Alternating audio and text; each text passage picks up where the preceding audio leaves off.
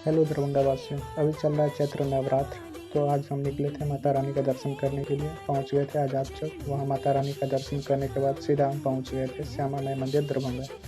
वहां तो हम बराबर जाते हैं, लेकिन आज गए तो कुछ खास दिखा। खास ये दिखा कि माता रानी का रूप थोड़ा सा अलग दिखा, उनका वस्त्र, और साथ ही साथ कुछ न्यू दिख गया वहाँ हमें।